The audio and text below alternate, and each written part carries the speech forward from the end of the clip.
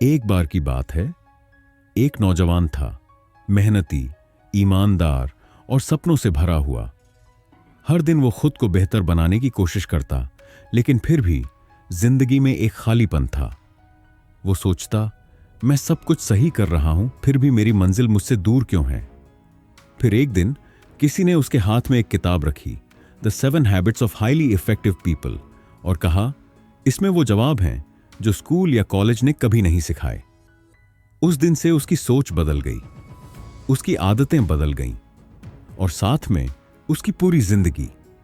आज book mindset channel पर हम आपके लिए लाए हैं वही अमूल्य ज्ञान, 7 आदतें बहुत प्रभावी लोगों की का पूरा ऑडियो बुक हिंदी में।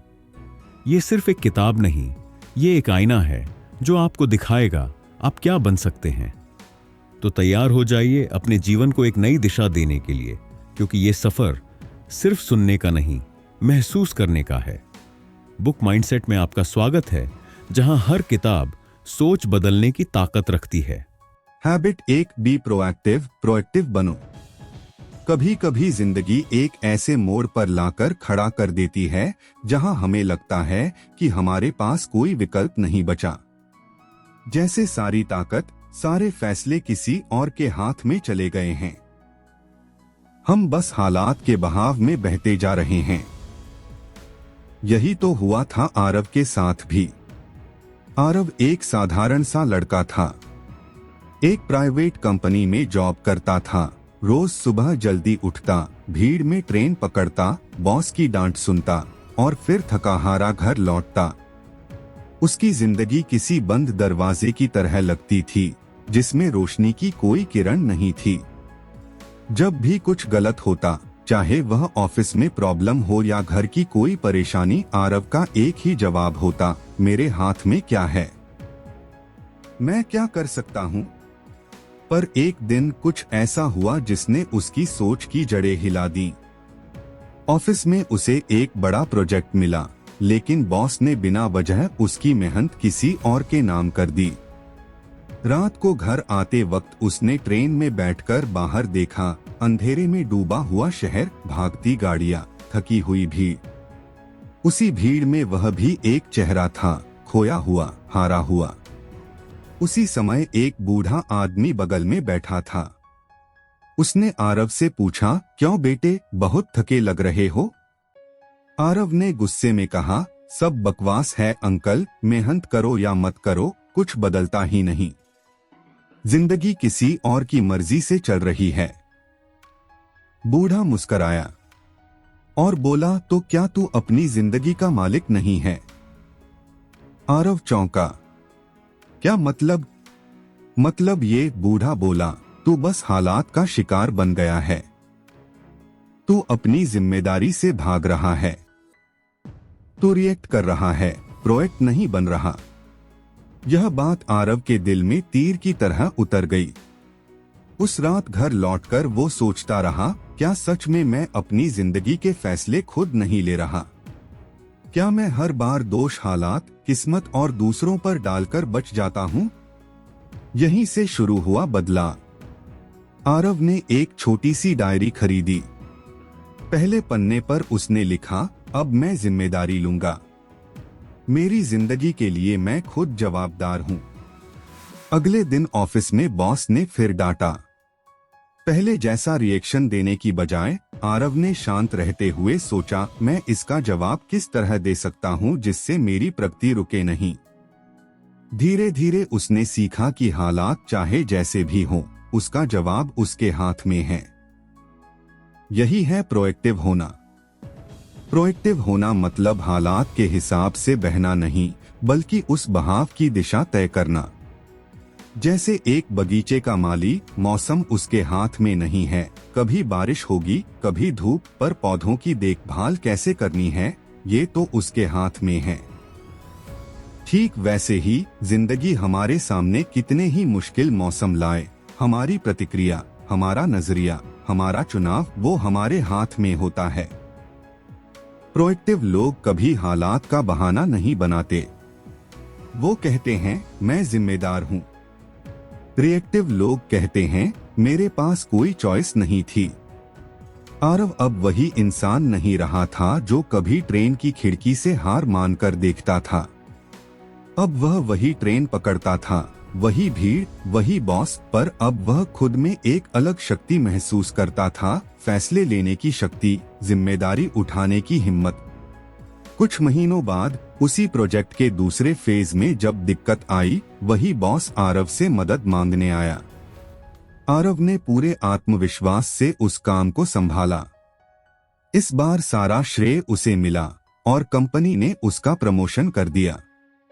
आरव की जिंदगी बदल गई थी, क्योंकि उसने ये मान लिया था कि मैं अपने जीवन का मालिक हूँ, गुलाम नहीं। हम सबके जीवन में दो गोल घेरे होते हैं, एक सर्कल ऑफ कंसर्न और एक circle of influence. Circle of concern में वो सारी चीजें आती हैं जो हमारे दिमाग को चिंता में डालती हैं, जैसे मौसम, राजनीति, दूसरों का व्यवहार, अर्थव्यवस्था। सर्कल ऑफ इन्फ्लुएंस में वो चीजें होती हैं जिन पर हमारा सीधा प्रभाव होता है, जैसे हमारी सोच, हमारी आदतें, हमारा व्यवहार, हमारे शब्द। जो लोग प्रोएक्टिव होते हैं वो अपना ध्यान सर्कल ऑफ इन्फ्लुएंस पर लगाते हैं। वो सोचते हैं मैं क्या कर सकता हूँ, वो वहाँ मेहनत करते हैं जहाँ उन्हें वाकई फर्क ला सकें। और धीरे धीरे उनका सर्कल ऑफ इन्फ्लुएंस बड़ा होता चला जाता है। पर जो लोग सिर्फ शिकायत करते हैं, दोषारोपण करते हैं और अपने हाथ झाड़ लेते हैं, उनका प्रभाव सिकुड़ता जाता है। वो खुद को दुनिया के हवाले कर देते हैं और कह देते हैं मेरे पास कोई चॉइस नहीं थी। पर याद रखिए, चॉइस हमेशा होती है। हमारी सोच, हमारे शब्द और हमारी प्रतिक्रिया, ये सब हमारे हाथ में होते हैं। और जब हम ये पहचान लेते हैं तो वही दिन होता है जब असली बदलाव शुरू होता है। आरव की तरह ही एक और कहानी है एक स्कूल की टीचर राधिका की। राधिका को स्कूल में हमेशा कम रैंक वाले बच्चे मिलते थे। स्टाफ हंसता था, प्रिंसिपल कहते थे इनसे कुछ नहीं होगा, लेकिन राधिका ने हालात पर रोने की बजाय एक एक बच्चे को समझा, नए तरीकों से पढ़ाया और एक साल में उनकी क्लास टॉप पर आ गई। क्यों? क्योंकि उसने हालात से बहाने नहीं बनाए। उसने कहा मैं बदलाव लाऊंगी। प्रोएक्टिव लोग बाहरी दुनिया के गुलाम नहीं होते, वो अंदर से मजबूत होते हैं। वो जानते हैं कि हर जवाब, हर समाधान अंदर से शुरू होता है, खुद से। अगर आपकी जिंदगी में भी कई बार ऐसा लगता है कि सब कुछ हाथ से निकल गया है, कोई आपकी सुनता नहीं, हालात साथ नहीं देते, तो एक बार खुद से पूछिए, क्या मैं अपनी सोच, प्रतिक्रिया और नजरिया बदल सकता हूँ? ज्यादातर बार जवाब होगा हाँ। आपकी जिंदगी में जो कुछ भी हो रहा है, उसमें बहुत कुछ आपके सोचने और करने के तरीके पर निर्भर करता है। अगर आप हर बार दूसरों को दोष देंगे तो आपकी ताकत आपके हाथ से चली जाएगी। पर अगर आप यह कहेंगे मैं जिम्मेदार हूँ, तो वही ताकत फिर से आपके पास आ जाएगी। आज से पहला कदम उठाइए। एक पेपर लीजिए और लिखिए, मेरी जिंदगी में 3 चीजें जो मुझे परेशान करती हैं और मैं उनमें क्या कदम उठा सकता हूं जो मेरे हाथ में हैं। हर बार जब कुछ गलत हो तो खुद से पूछिए, अब मैं क्या कर सकता हूं? और फिर धीरे धीरे आप एक ऐसे इंसान बनेंगे जो हालात का शिकार नहीं, बल्कि हालात को बनाने वाला होता है। तो क्या आप भी आरव की तरह, राधिका की तरह प्रोएक्टिव बनना चाहते हैं? अगर हाँ, तो ये सिर्फ एक सोच नहीं, एक अभ्यास है जो रोज शुरू होता है। क्योंकि जैसे ही आप जिम्मेदारी लेना शुरू करते हैं, वैसे ही जिंदगी बदलना शुरू हो जाती है। और यही पहला कदम है एक प्रभावशाली, आत्मनिर्भर और संतुलित जीवन की ओर। पर क्या सिर्फ प्रोएक्टिव बन जाना काफी है? या उसके बाद जरूरी है कि हम अपनी जिंदगी की दिशा भी खुद तय करें? इसका जवाब है अगले अध्याय में, जहां हम सीखेंगे कि कैसे हर प्रभावशाली इंसान की जिंदगी एक साफ विजन और स्पष्ट लक्ष्य से शुरू होती है। Habit 2 begin with the and in mind. अंत को ध्यान में रखकर शुरुआत करो। सुबह की हल्की धूप थी। शहर अभी पूरी तरह जागा नहीं था, पर अस्पताल के उस एक वार्ड में चुप्पी थी। एक आदमी अपने बिस्तर पर लेटा खिड़की से बाहर देख रहा था, वही रोज की तरह। लेकिन आज कुछ अलग था। उसकी आंखों में एक सवाल था, क्या मैंने वो जिंदगी जी ली जो मैं जीना चाहता था?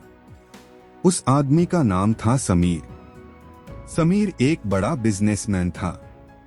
पैसे की कोई कमी नहीं थी। बड़ी गाड़ी, बड़ा घर, ऑफिस में पावरफुल कुर्सी, सब कुछ था उसके पास। पर उस दिन जब उसकी रिपोर्ट में आखिरी स्टेज की बीमारी निकली, तो पहली बार उसने सोचा, क्या ये सब ही जिंदगी है? वो अकेला महसूस कर रहा था। इतने साल काम करते हुए उसने रिश्तों को खो दिया, दोस्त दूर हो गए और परिवार एक रस्म बनकर रह गया था। उसी रात उसने एक डायरी निकाली और एक सवाल लिखा, अगर आज मेरी अंतिम विदाई हो तो लोग मेरे बारे में क्या कहेंगे? यह सवाल सिर्फ समीर के लिए नहीं, हम सब के लिए है। जरा सोचिए, आपकी आखिरी यात्रा में लोग क्या कहेंगे? क्या कहेंगे कि आप बहुत पैसे वाले थे? या कहेंगे कि आपने किसी की जिंदगी बदली? क्या वो याद करेंगे कि आपने उन्हें समय दिया, उन्हें समझा, या सिर्फ यह कि आप हमेशा बिजी रहते थे? यही सोच है हैबिट 2 की, begin with the and in mind. यानी जब भी कोई काम शुरू करें तो यह सोचें कि आप उसे खत्म कैसे देखना चाहते हैं। यह आदत हमें सिखाती है कि हर दिन की शुरुआत किसी मकसद, किसी दिशा, किसी विजन के साथ होनी चाहिए, वरना हम तो बस दूसरों की दौड़ में दौड़ते रह जाएंगे। बचपन में एक लड़का था, उसका नाम अर्जुन था। उसे हमेशा डॉक्टर बनना था।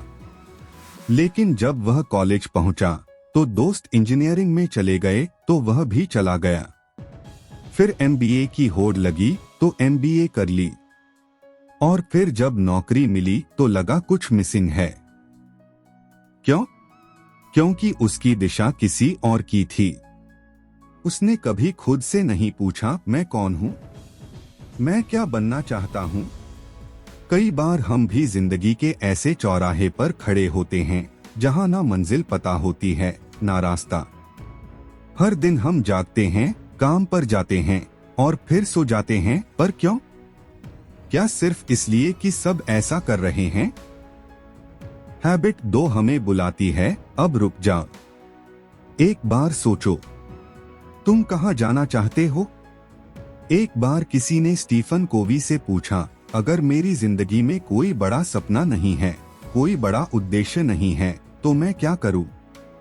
तो उन्होंने कहा, शांत रहो, आंखें बंद करो और सोचो, जब तुम्हारा जीवन समाप्त हो रहा हो तब तुम किन चीजों पर गर्व करना चाहोगे? और यही विजन बनाओ। हर बड़ा इंसान अपनी जिंदगी की दिशा खुद तय करता है। वो हालात से नहीं, भीड़ से नहीं, बल्कि अपने दिल की आवाज से चलता है। सोचिए, एक इमारत बनाने से पहले क्या होता है? इंजीनियर पहले उसका नक्शा बनाता है। हर दीवार, हर खिड़की, हर जरूरत पहले दिमाग में बनती है। फिर उसके बाद ईंटें जुड़ती हैं। लेकिन हमारी जिंदगी में हम उल्टा करते हैं, पहले ईंटें रखते हैं, फिर सोचते हैं कि ये इमारत कैसी बनेगी। पर जिंदगी कोई एक्सपेरिमेंट नहीं है। एक बार जो साल चले गए वो वापस नहीं आते। तो क्यों न हम पहले सोचें कि हम अपनी जिंदगी कैसी देखना चाहते हैं? क्या हमें एक सच्चा दोस्त बनना है? क्या हमें एक प्रेरक शिक्षक बनना है? क्या हमें एक ऐसा पिता, माँ, बेटा या बेटी बनना है जिसे याद करके लोगों की आंखें भर आएं? तब जाकर हमारी जिंदगी का हर दिन उस दिशा में जाएगा। एक बार एक स्कूल में एक एक्सरसाइज करवाई गई। बच्चों से कहा गया, अपनी अंतिम यात्रा की कल्पना करो। सोचो, लोग तुम्हारे बारे में क्या कहेंगे? शुरू में बच्चे हंसे, लेकिन जब उन्होंने लिखना शुरू किया तो कई के चेहरे गंभीर हो गए। किसी ने लिखा, मैं चाहता हूं लोग कहें कि मैं मददगार था। किसी ने लिखा, मैं चाहता हूं कि मेरे बच्चे कहें कि मैं हमेशा उनके लिए था। और उसी दिन उन बच्चों ने पहली बार जिंदगी को अंत से देखा और उसी से उन्हें समझ आया कि शुरुआत कैसे करनी है। आपका मकसद ही आपकी शक्ति है। अगर आप जानते हैं कि आपकी मंजिल क्या है, तो फिर रास्ते की हर मुश्किल आसान हो जाती है। दूसरों की मंजिल को देखकर अपनी दौड़ मत तय कीजिए। हर इंसान की मंजिल अलग है, उसका उद्देश्य अलग है। पर एक बात हर किसी के लिए समान है, अगर आप उस उद्देश्य के साथ हर दिन जिएंगे तो हर दिन अर्थपूर्ण लगेगा। एक और कहानी याद आती है, रिया नाम की एक लड़की की। रिया एक सिंगर बनना चाहती थी, लेकिन उसके परिवार का सपना था कि वो सरकारी नौकरी करे। वो पढ़ती रही, तैयारी करती रही, पर अंदर ही अंदर टूटती रही। फिर एक दिन उसने एक खाली कमरे में खुद से पूछा, मैं किसके लिए जी रही हूँ? उस रात उसने गिटार उठाया और लिखा, मेरी जिंदगी की आखिरी सांस तक मैं गाऊंगी। आज रिया एक जानी मानी इंडी सिंगर है और उसकी कहानी लाखों लोगों को प्रेरित करती है। क्यों?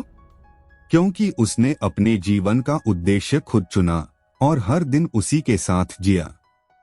तो अब सवाल यह है, आपका उद्देश्य क्या है? क्या आपने कभी अपने लिए कोई मिशन स्टेटमेंट लिखा है? कोई ऐसा वाक्य जो आपको याद दिलाए कि आप किसके लिए उठते हैं, लड़ते हैं और जिंदा रहते हैं? हो सकता है वह वाक्य कुछ ऐसा हो, मैं वह व्यक्ति बनूंगा जो दूसरों में विश्वास जगाए। या फिर मैं अपनी जिंदगी से ये साबित करूंगा कि प्रेम, करुणा और सेवा सबसे बड़ा धर्म है। एक बार आप ये स्पष्ट कर लें, तो फिर आपके फैसले, आपके काम, आपके रिश्ते सब उसी दिशा में बहने लगेंगे।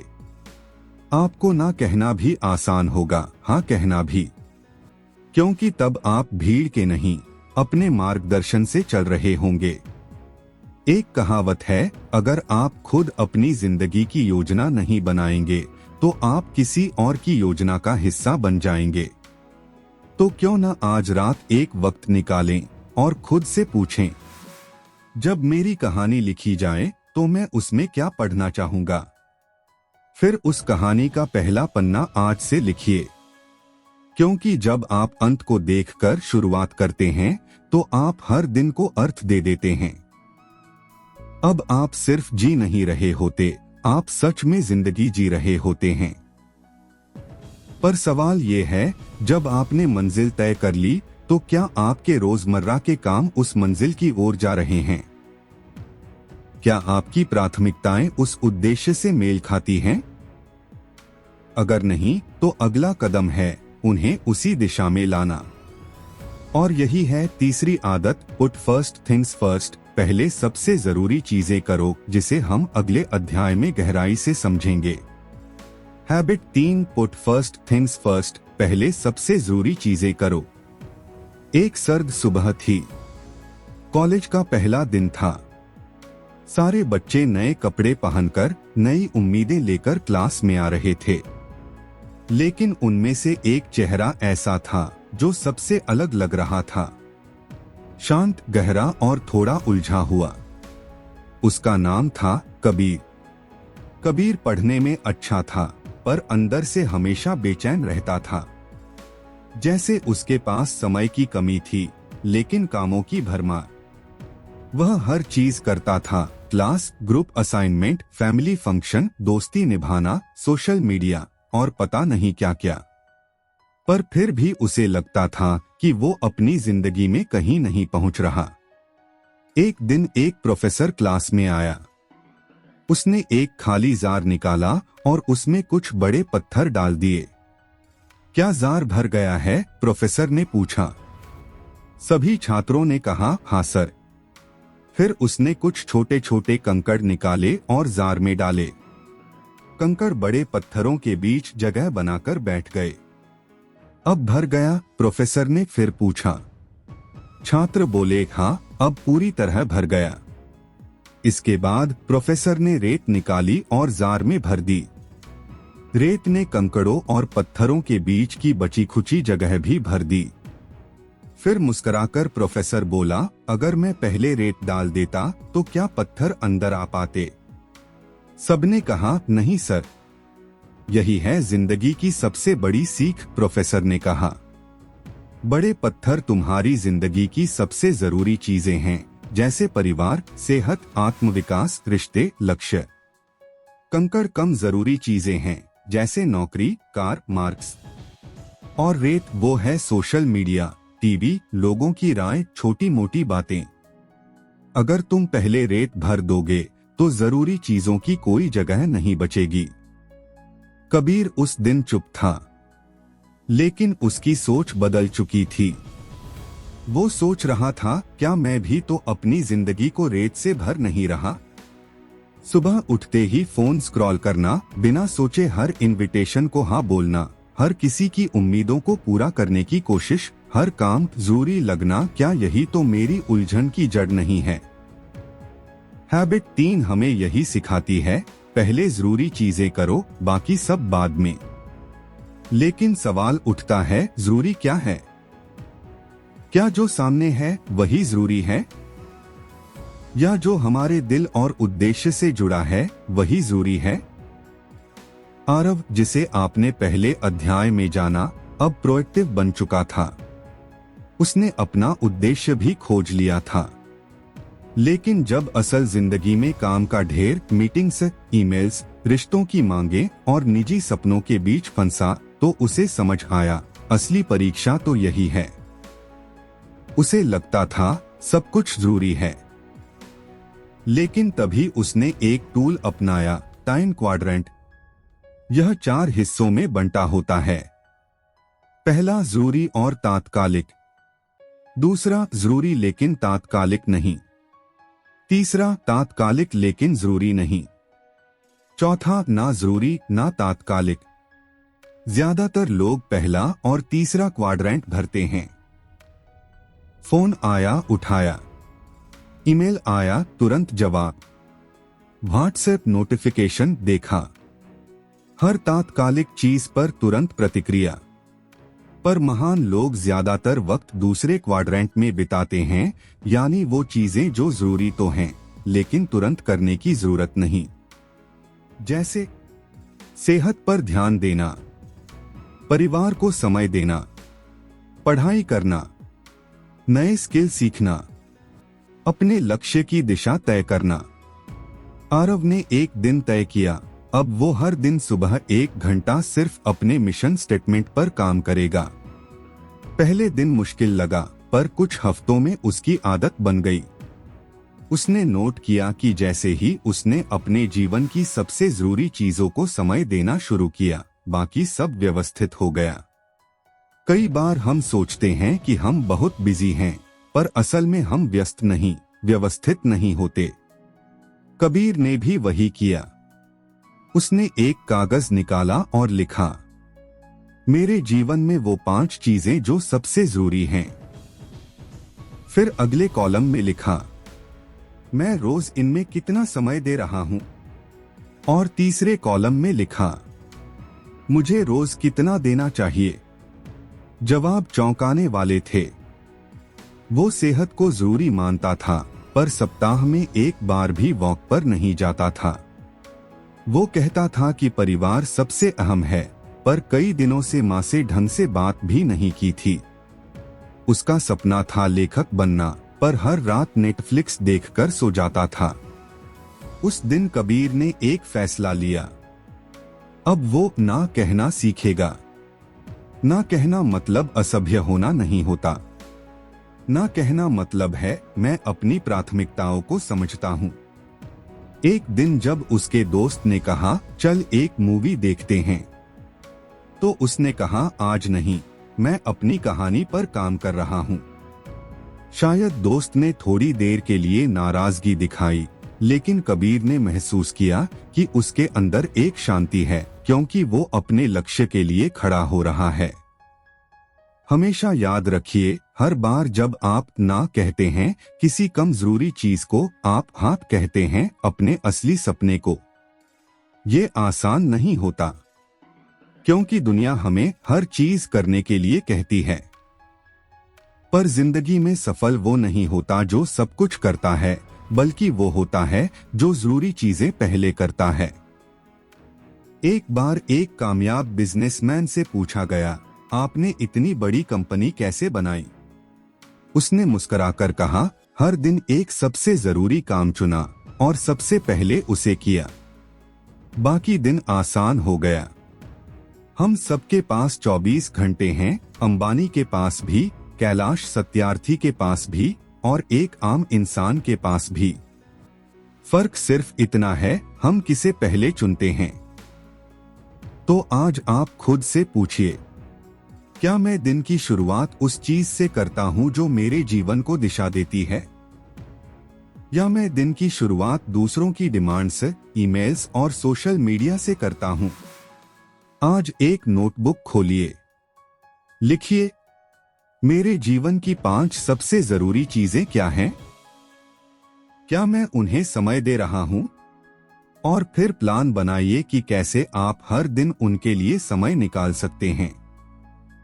और हाँ, खुद को इस भ्रम से निकालिए कि मेरे पास समय नहीं है। समय नहीं है, ये दुनिया का सबसे बड़ा झूठ है। असल में हमारे पास समय है, पर हम उसे गलत जगह खर्च कर रहे हैं। आज एक छोटा सा कदम लीजिए। सुबह का पहला घंटा सिर्फ अपने सबसे जरूरी काम को दीजिए। वो पढ़ाई हो सकती है, सेहत, ध्यान, किताब पढ़ना, रिश्ते निभाना या खुद को पहचानने का समय। क्योंकि जब आप पहली चीज को पहले करते हैं तो जिंदगी पीछे से आपके साथ चलती है। पर अगर आप पहले फोन उठाते हैं, पहले दूसरों की मांगे पूरी करते हैं, पहले भीड़ के पीछे भागते हैं, तो आपकी जिंदगी हमेशा नियंत्रण से बाहर रहेगी। कबीर अब पहले जैसा नहीं रहा। वो अब वही करता है जो जरूरी है। जरूरी नहीं कि वो आसान हो, पर वो जानता है हर ना उसे उसकी मंजिल के और करीब ले जा रहा है। और यही है habit 3, put first things first. पर अब एक और सवाल है, जब हम सबसे जरूरी चीजें चुनते हैं तो क्या हमारे रिश्ते भी उनमें शामिल होते हैं? क्योंकि सबसे बड़ी प्रभावशीलता अकेले नहीं, दूसरों के साथ मिलकर आती है।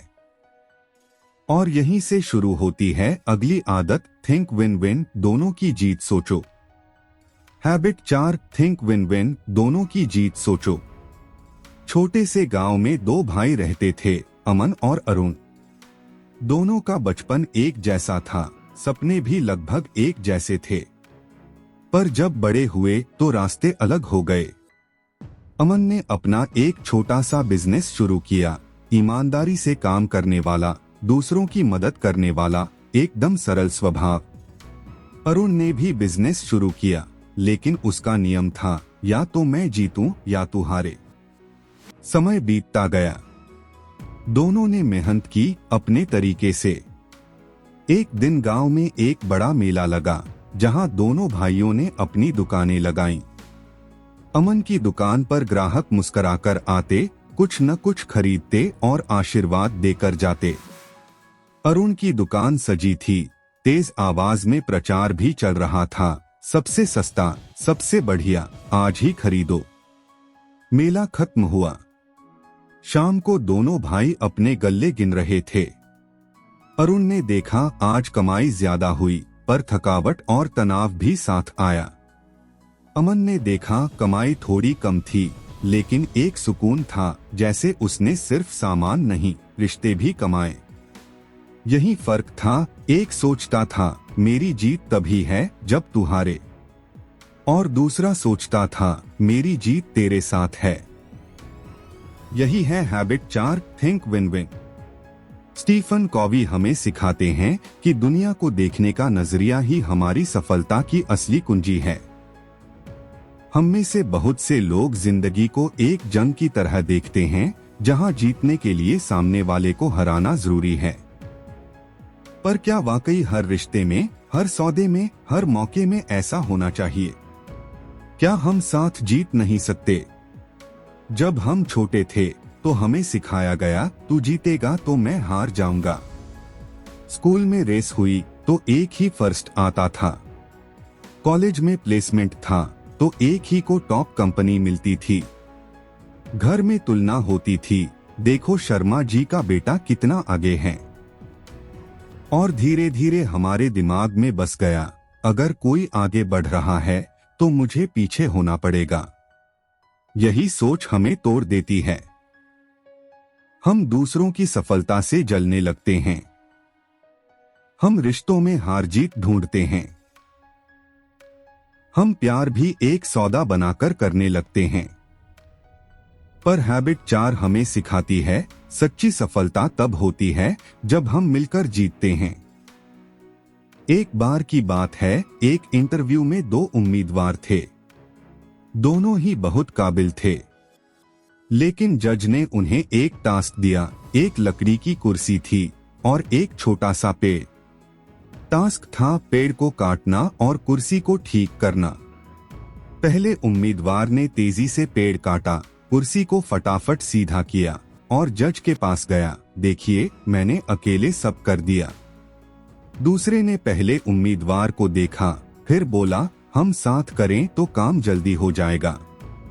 दोनों ने साथ काम किया और नतीजा, कुर्सी भी ठीक, पेड़ भी ठीक से हटाया गया और दोनों ने अनुभव साझा किया। जज ने नौकरी दी उस दूसरे उम्मीदवार को। क्यों? क्योंकि वो जानता था कि जीत अकेले नहीं, साथ में होती है। थिंक विन विन सिर्फ बिजनेस या नौकरी की बात नहीं है। ये तो हर रिश्ते, हर फैसले और हर भावना में उतरता है। मान लीजिए आप एक पिता हैं। आपका बेटा पढ़ाई में कमजोर है। आप चाहते हैं वो नंबर लाए। बेटा चाहता है कि उसे समझा जाए। अगर आप विन लूज सोचेंगे तो शायद डांटेंगे, मुझे फर्क नहीं पड़ता, नंबर ला। लूज विन सोचेंगे तो चुप रहेंगे, ठीक है बेटा जो चाहो करो। पर विन विन सोचेंगे तो कहेंगे, चलो बेटा हम साथ बैठते हैं, तुम बताओ तुम्हें क्या मुश्किल लगती है, मैं बताता हूँ मुझे क्या चिंता है।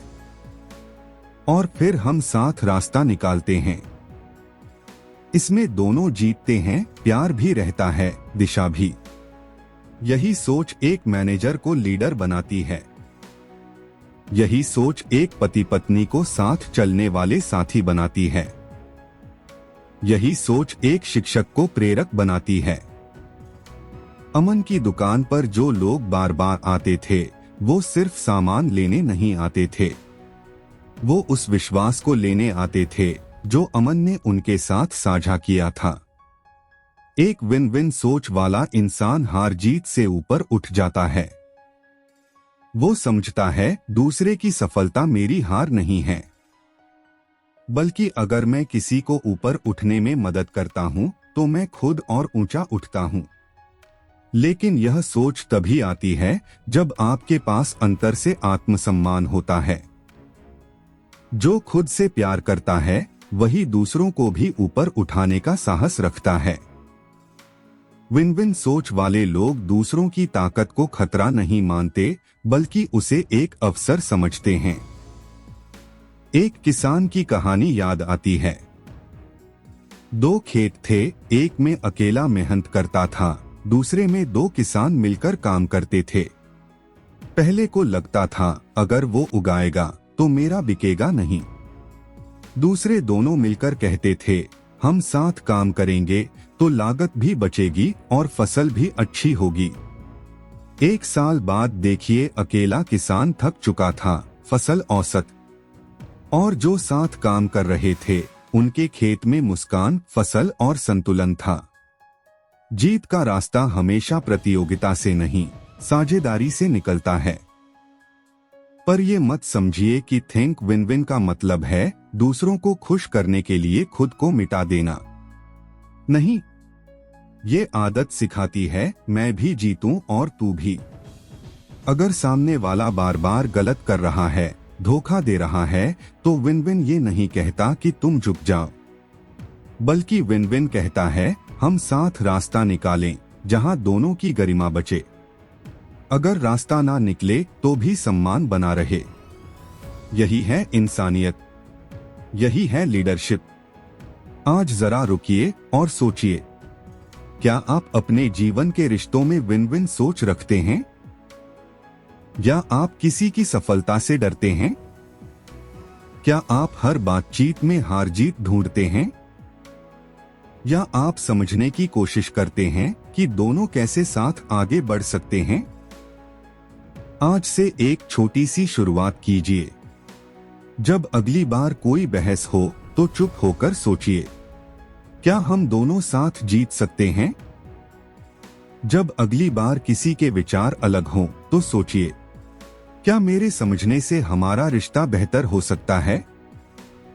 हर बार जब आप विन विन सोच चुनते हैं, आप सिर्फ एक रिश्ता नहीं, एक समाज बेहतर बना रहे होते हैं। और यही आदत आपको बनाती है एक सच्चा प्रभावशाली इंसान। पर क्या विन विन सोचने के लिए सिर्फ इच्छा काफी है, या उसके लिए चाहिए दूसरे को समझने की कला? क्योंकि अगर हम सामने वाले की भावना, उसकी बात, उसकी दुनिया को समझ नहीं सकते तो हम साथ कैसे जीतेंगे? और यही अगला कदम है, seek first to understand then to be understood. पहले समझो फिर समझाओ। Habit 5, seek first to understand then to be understood. पहले समझो फिर समझाओ। शाम के 6 बज चुके थे। शहर की गलियों में रोशनी की लकीरें फैल रही थीं। एक छोटे से घर में पिता और बेटे के बीच खामोशी पसरी हुई थी। टेबल पर चाय ठंडी हो चुकी थी और दोनों के बीच कुछ था जो शब्दों में नहीं पर दीवारों की तरह खड़ा था, असमझ। रवि एक किशोर उम्र का लड़का गुस्से से भर चुका था। पढ़ाई को लेकर घर में लगातार तनाव चल रहा था। उसके पिता रमेश जी चाहते थे कि बेटा इंजीनियर बने, जैसे वो खुद बनना चाहते थे, लेकिन बन नहीं पाए। पर रवि का मन कुछ और था। उसे फोटोग्राफी का शौक था। वो कैमरे के पीछे की दुनिया में खुद को जीता हुआ पाता था। हर बातचीत में एक ही नतीजा निकलता, बहस, गुस्सा और फिर लंबी खामोशी। तू जिद्दी हो गया है, रमेश जी कहते। आप मेरी बात समझते ही नहीं, रवि चिल्लाता। क्या आप भी कभी ऐसे रिश्ते में फंसे हैं जहां दोनों एक दूसरे से कुछ कह रहे होते हैं पर कोई किसी को सुन नहीं रहा होता? स्टीफन कॉवी कहते हैं, हम समझने के लिए नहीं सुनते, हम जवाब देने के लिए सुनते हैं। और यही हम चूक जाते हैं। हैबिट 5 हमें सिखाती है, पहले समझो फिर समझाओ। जिंदगी में ज्यादातर समस्याएं तब पैदा होती हैं जब हम बिना समझे बोल देते हैं। हमें लगता है कि हमारी बात सही है, हमारी सोच बेहतर है, हमारा अनुभव ज्यादा है, और इसलिए हम तुरंत सलाह देने लगते हैं, दिशा दिखाने लगते हैं, आदेश देने लगते हैं। पर हम भूल जाते हैं, सामने वाला भी एक इंसान है, उसकी भी एक दुनिया है, उसका भी एक नजरिया है जिसे सुना जाना चाहता है। रमेश जी एक शाम थक कर ऑफिस से आए। रवि कमरे में बैठा कुछ स्केच बना रहा था। रमेश जी ने देखा और पहली बार बिना बोले बस बगल में जाकर बैठ गए। फिर बहुत देर बाद धीरे से पूछा, ये क्या बना रहे हो? रवि चौंका। इतने दिनों में पहली बार पिता की आवाज में आदेश नहीं, जिज्ञासा थी। क्लास असाइनमेंट है, एक फोटो थी जिसे स्केच करना था। रमेश जी चुपचाप देखते रहे। फिर बोले, बहुत खूबसूरत है बेटा, क्या तू सच में यही करना चाहता है? रवि की आंखें भर आईं। वो सिर हिलाने लगा। रमेश जी ने पहली बार नहीं कहा, ये तेरा करियर नहीं है। उन्होंने कहा, मुझे समझा, इसमें तुझे क्या महसूस होता है? उस शाम दोनों के बीच जो संवाद हुआ, उसने बरसों की दूरी मिटा दी। क्यों? क्योंकि एक इंसान ने पहले समझने की कोशिश की, बिना टोकने, बिना सही साबित होने की जरूरत के। हम में से हर कोई अंदर से बस यही चाहता है, कोई मुझे सुने। जब हमें कोई सुनता है तो हमें लगता है कि हम जिंदा हैं, हम मायने रखते हैं। लेकिन आज की दुनिया में हर कोई बोलना चाहता है, सुनने वाला कोई नहीं। आप सोशल मीडिया खोलिए, सब कुछ चिल्ला रहा होता है, मुझे देखो, मुझे सुनो, मेरी राय सही है, मेरी सोच सबसे ऊंची है।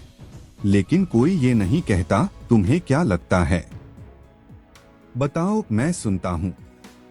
एक बार की बात है, एक मैनेजर था, नीरज। उसकी टीम में परफॉर्मेंस गिर रही थी। उसने सबको बुलाया और कहा, तुम लोग ध्यान नहीं देते, लक्ष्य पूरे नहीं हो रहे। सब चुप रहे, सिर झुकाए बैठे। फिर उसी टीम में एक नया लड़का था, रोहित। उसने कहा, क्या आप हमारी बात सुन सकते हैं? नीरज चौंका, फिर कहा, बोलो। टीम ने बताया, उनके पास रिसोर्स की कमी है, समय का दबाव है और लीडरशिप से सहयोग नहीं मिल रहा। नीरज ने पहली बार खुद को नहीं, टीम को प्राथमिकता दी। बैठा, सुना, बिना कट किए। 3 महीने बाद वही टीम टॉप पर थी। क्यों? क्योंकि एक लीडर ने ये समझा, समस्या सुलझाने से पहले इंसान को समझना पड़ता है। जब आप सामने वाले की भावना समझते हैं, उसके शब्दों के पीछे छुपा दर्द या सपना समझते हैं, तो वो खुद ही आपसे जुड़ने लगता है। यह आदत सिर्फ घर और ऑफिस में नहीं, हर रिश्ते में जादू करती है। मालविका एक काउंसलर थी। एक दिन एक लड़की आई, बहुत टूट चुकी थी। वो किसी की नहीं सुन रही थी, बस रो रही थी। मालविका ने 2 घंटे तक कुछ नहीं कहा, बस बैठी रही, सुना, उसकी सिसकियों में दर्द को महसूस किया। अंत में लड़की ने कहा, आपने कुछ नहीं कहा, फिर भी मुझे सुकून मिला। क्यों? क्योंकि जब कोई हमारी चुप्पी को भी सुन लेता है तो दिल खुद बोलने लगता है।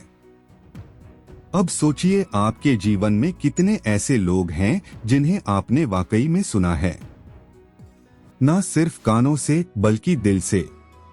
क्या आपने कभी अपने माता पिता की थकान को समझा है, अपने बच्चे की उलझन को, अपने पार्टनर की खामोशी को?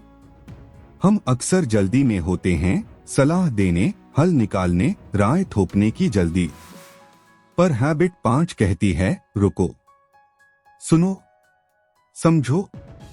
क्योंकि जब आप किसी को समझते हैं तो आप उसका दिल जीतते हैं, और जब आप समझा पाएंगे तब ही वो आपकी बात भी सुनेगा। इसलिए यह आदत एक पुल बनाती है 2 दिलों के बीच।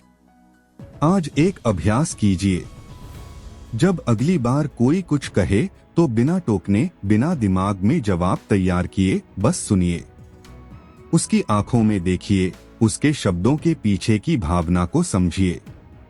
कभी कभी सामने वाला खुद नहीं कह पाता, लेकिन अगर आप सुनने की कला जानते हैं तो आप वो भी सुन लेंगे जो कहा नहीं गया। स्टीफन कॉवी कहते हैं, डायग्नोस बिफोर यू प्रिस्क्राइब, यानी बिना समझे इलाज मत दो। जैसे डॉक्टर बिना मर्ज जाने दवा नहीं देता, वैसे ही रिश्तों में बिना भावना जाने राय मत दो। आज जब आप किसी से बात करें तो खुद से कहिए, पहले मैं समझूंगा, फिर समझाऊंगा। यही आदत आपको बनाएगी एक बेहतर दोस्त, बेहतर पिता, बेहतर माँ, बेहतर नेता और सबसे बढ़कर एक बेहतर इंसान। अब सवाल उठता है, जब आपने समझ लिया और समझा लिया तो क्या आप मिलकर साथ काम कर सकते हैं? क्या आप ऐसे समाधान बना सकते हैं जो सिर्फ समझदारी नहीं, रचनात्मकता से भरे हों? और यही है अगली आदत, सिनर्जाइज, एक साथ मिलकर रचना करना। हैबिट 6, सिनर्जाइज, एक साथ मिलकर रचना करना। पहाड़ी गांव के बीचों बीच एक पुल था, लकड़ी का, पुराना और खामोश। 2 तरफ 2 पहाड़, और उस पुल से गुजरने वाली नदी की आवाज में एक अनसुनी कहानी बह रही थी। इसी पुल पर एक दिन दो अनजान लोग मिले, एक बढ़ी और एक कलाकार। बढ़ी, जिसका नाम था मोहन, हाथ में हथौड़ी और औजार लिए हर चीज को आकार देता था, और कलाकार रिया, रंगों से सपने रचने वाली, जिसे हर चीज में खूबसूरती दिखती थी। दोनों की दुनिया अलग थी। एक ठोस चीजों में सोचता था, दूसरा कल्पनाओं में उड़ता था। पर गांव के मुखिया ने दोनों को एक साथ काम पर लगाया। गांव के बच्चों के लिए एक नई लाइब्रेरी बनानी थी, कुछ अलग, कुछ अद्भुत। शुरुआत में दोनों टकराए। मोहन ने कहा, मैं तो सीधा मजबूत डिजाइन बनाऊंगा। रिया बोली, नहीं, इसमें कल्पना होनी चाहिए, रंग, कहानियां, कल्पना की उड़ान। मोहन चिढ़ गया, रंगों से इमारत नहीं खड़ी होती। रिया मुस्कराई, और सिर्फ दीवारों से सपना नहीं पलता। ऐसा लगता था जैसे दोनों एक दूसरे के विपरीत हैं। पर फिर कुछ ऐसा हुआ जो पूरी तस्वीर बदल गया। एक शाम दोनों खामोश बैठे थे। पास में गांव के बच्चे खेल रहे थे, कुछ किताबों के पन्ने उड़ाते हुए, कुछ एक पुरानी टूटी हुई दीवार पर कहानियां लिखते हुए। मोहन ने देखा, उस दीवार पर बच्चों ने अपनी कल्पनाओं का एक संसार रच दिया था। रिया ने देखा, वो दीवार तभी खड़ी रह पाई थी क्योंकि मोहन ने उसे मजबूती से बनाया था। और उस दिन दोनों को समझ आया, अगर हम मिलें तो हम कुछ ऐसा बना सकते हैं जो नहीं मैं अकेले और नहीं तुम अकेले बना सकते हो। यही है हैबिट 6, सिनर्जाइज, यानी मिलकर कुछ ऐसा रचना जो अकेले मुमकिन नहीं। सिनर्जी का मतलब है मिलकर कोई ऐसा समाधान निकालना जो सभी के विचारों, ताकतों और नजरियों को मिलाकर बेहतर से भी बेहतर हो। दुनिया में दो तरह के लोग होते हैं, एक जो सोचते हैं कि मेरी सोच ही सही है, और दूसरे जो कहते हैं चलो मिलकर सोचें, शायद कुछ नया निकल आए।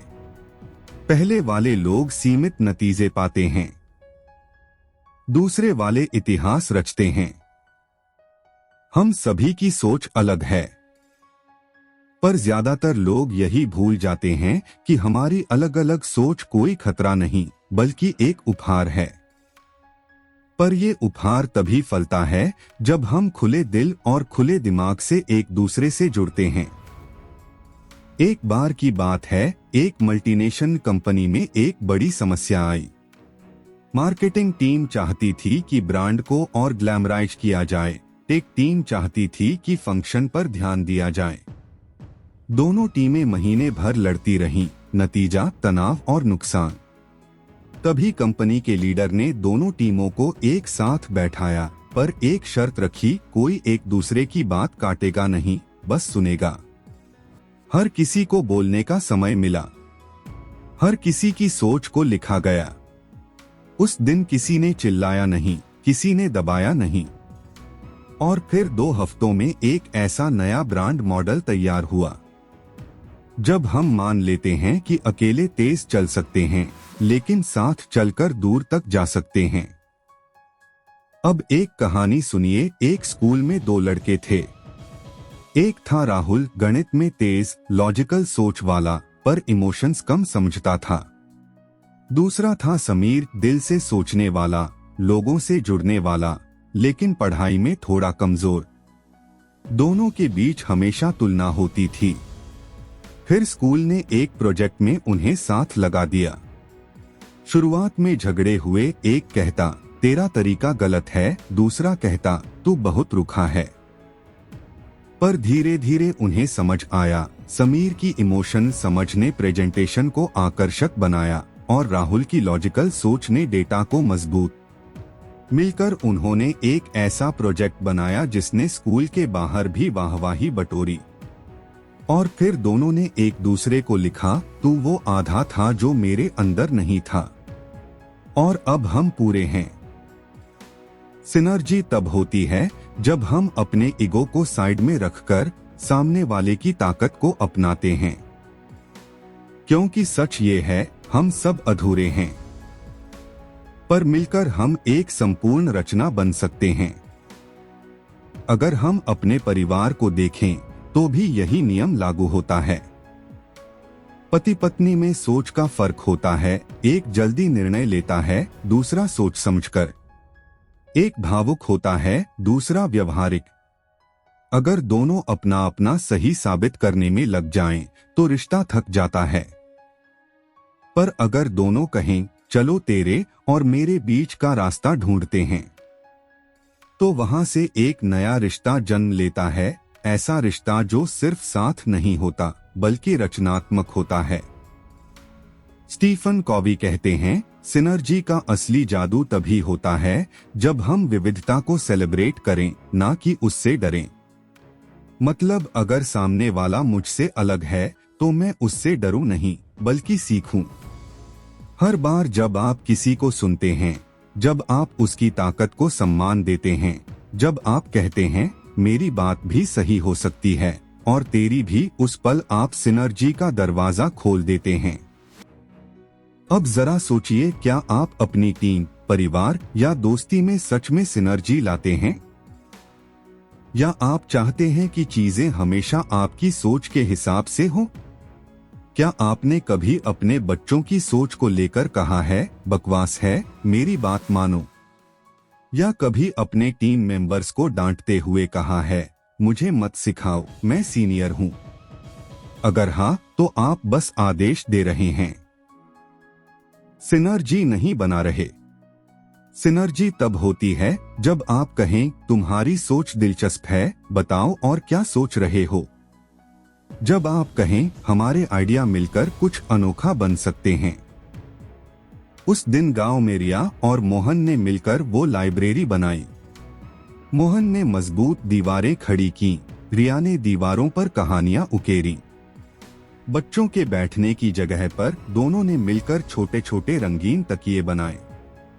और उस दिन गांव के बच्चे सिर्फ किताबें नहीं पढ़ रहे थे, वो सपनों में उड़ रहे थे। क्यों? क्योंकि दो विपरीत सोच वाले इंसानों ने मिलकर कुछ ऐसा बनाया जो अकेले कोई नहीं बना सकता था। आपके जीवन में भी ये मुमकिन है। बस एक बार ईगो छोड़िए, कंट्रोल छोड़िए और कहिए चलो साथ सोचते हैं, साथ बनाते हैं, साथ बढ़ते हैं। सिनर्जी कोई टूल नहीं, ये एक दृष्टिकोण है। और ये आदत आपको वहां पहुंचा सकती है जहां सिर्फ टैलेंट, सिर्फ मेहनत या सिर्फ अनुभव नहीं पहुंचा सकता। अब सवाल ये है, क्या आप इतना खुले हैं कि दूसरों की ताकतों को अपनाएं? क्या आप इतने विनम्र हैं कि अपनी कमजोरियों को पहचानें? क्योंकि जब आप ये कर सकते हैं तो आप किसी भी टीम, किसी भी रिश्ते और किसी भी हालात को बेहतर बना सकते हैं। पर इसके बाद भी एक और आदत है जो इन सभी आदतों को जीवित रखती है। वो आदत जो हमें खुद को बार बार नए सिरे से बनाने का अवसर देती है। और वही है आखिरी आदत, शार्पन द सॉ, खुद को नया बनाते रहो। हैबिट 7, शार्पन द सॉ, आरी को धार देते रहो। घने जंगल में सुबह की धुंध उतर रही थी।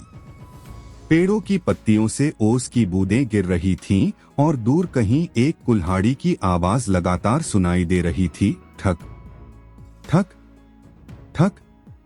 यह आवाज थी एक लकड़हारे की जो पिछले 5 घंटे से बिना रुके एक ही पेड़ पर कुल्हाड़ी चला रहा था। वो थका हुआ था, पसीने से भीगा, सांसें तेज और चेहरा हारा हुआ। पास से गुजरते एक बुजुर्ग ने पूछा, बेटा क्या कर रहे हो? उसने बिना देखे कहा, पेड़ काट रहा हूं। बुजुर्ग ने फिर पूछा, कब से? सुबह से। 5 घंटे हो गए पर पेड़ गिर नहीं रहा। बुजुर्ग ने उसकी कुल्हाड़ी देखी, धार बिल्कुल घिस चुकी थी। कुल्हाड़ी की धार तेज क्यों नहीं करते? बुजुर्ग ने पूछा। लकड़हारा झुंझलाया, मुझे पेड़ काटना है, मेरे पास समय नहीं है धार तेज करने का। बुजुर्ग मुस्करा दिए, क्योंकि उन्हें पता था यही उस लकड़हारे की सबसे बड़ी भूल थी। हम सब उस लकड़हारे की तरह ही हैं, रोज भाग रहे हैं, काम कर रहे हैं, रिश्तों में जूझ रहे हैं, सपनों के पीछे दौड़ रहे हैं, लेकिन हमारी आरी, हमारी आत्मा, हमारी ऊर्जा, धीरे धीरे कुंद होती जा रही है। हैबिट 7 शार्पन द सॉ हमें याद दिलाती है कि अगर हमें जिंदगी में प्रभावशाली बने रहना है तो खुद को समय समय पर फिर से नया करना होगा। एक बार नहीं, बार बार, हर दिन, हर सप्ताह, हर साल। स्टीफन कॉवी बताते हैं कि इंसान के 4 आयाम होते हैं: शारीरिक, मानसिक, भावनात्मक, सामाजिक और आध्यात्मिक। अगर हम इन चारों को लगातार संवारते नहीं तो हमारी जिंदगी की धार कमजोर पड़ जाती है। रवि, जिसकी कहानी आपने पिछले अध्यायों में सुनी, अब एक बेहतर बेटा बन चुका था। उसके और उसके पिता के बीच समझ बन चुकी थी, लेकिन धीरे धीरे उसने महसूस किया कि वह फिर से वही पुराना तनाव, थकान, उलझन महसूस करने लगा है। उसे लगा, मैं तो सही काम कर रहा हूँ, फिर भी क्यों थका हुआ हूँ। एक दिन उसने खुद से पूछा, आखिरी बार मैंने अपने लिए कुछ कब किया था? ना पढ़ाई के लिए, ना करियर के लिए, ना परिवार के लिए, बस खुद के लिए। जवाब था, याद ही नहीं। उस दिन रवि ने फैसला लिया, अब मैं खुद को समय दूंगा। सुबह जल्दी उठा और पार्क में गया। 1 घंटा वॉक किया, ताजी हवा ली, मोबाइल को जेब में रखा और सिर्फ सूरज की रोशनी में आंखें मूंद कर बैठा। उसने कुछ नहीं किया, बस सांस ली गहराई से। फिर धीरे धीरे वो किताबें पढ़ने लगा जो उसे प्रेरणा देती थीं। पुराने गिटार को उठाया, कुछ बेढंगे सुर बजाए, पर खुशी हुई। रात को माँ के पास जाकर बोला, चलो थोड़ी देर बातें करते हैं। वो पल छोटा था, पर भीतर कुछ बड़ा बदल रहा था। वो अपनी आरी को धार दे रहा था। आज की दुनिया में सब कुछ तेजी से चल रहा है। 5G इंटरनेट, 10 मिनट में खाना, 30 सेकंड के रील्स, 3 घंटे की नींद, सब कुछ शॉर्टकट। पर खुद को मजबूत बनाना कभी शॉर्टकट से नहीं होता। शरीर को स्वस्थ रखने के लिए व्यायाम और अच्छा खाना चाहिए। मन को शांत रखने के लिए पढ़ाई, ध्यान और सोच को गहराई चाहिए। रिश्तों को जीवित रखने के लिए संवाद, समय और समझ चाहिए। आत्मा को पोषण देने के लिए मौन, प्रार्थना और उद्देश्य चाहिए। पर अफसोस, हम भागते हैं बिना रुके, बिना देखे, और एक दिन थक कर गिर जाते हैं। एक बार एक मशहूर CEO से पूछा गया, आप इतनी बिजी जिंदगी में खुद को कैसे संभालते हैं? उसने कहा, हर रविवार मैं अपनी आत्मा से मिलने जाता हूँ। मतलब? पत्रकार ने पूछा। उसने मुस्कुराकर कहा, मतलब मैं उस दिन कुछ नहीं करता जो बाहर की दुनिया चाहती है, बस वो करता हूँ जो मेरी आत्मा चाहती है। किताबें, अकेलापन, मौन, प्रार्थना, परिवार। और उस दिन मैं फिर से जिंदा हो जाता हूँ। हम सबको ऐसे दिन चाहिए जहां हम खुद से जुड़ सकें। एक लड़का था जो हमेशा थका हुआ महसूस करता था। वो काम में अच्छा था पर अंदर से खोखला। उसने एक वृद्ध संत से पूछा, मैं सब कुछ कर रहा हूँ फिर भी खुश क्यों नहीं हूँ? संत ने एक दिया दिया और कहा, इसे हर दिन जलाओ, लेकिन ध्यान रखना तेल खत्म ना होने पाए। लड़के ने पूछा, ये किस बात का संकेत है? संत बोले, दिया तुम हो और तेल तुम्हारी ऊर्जा। अगर तुम बिना भरे जलते रहोगे तो बुझ जाओगे। इसलिए आज आप खुद से एक वादा कीजिए, हर दिन थोड़ा समय सिर्फ अपने लिए निकालिए।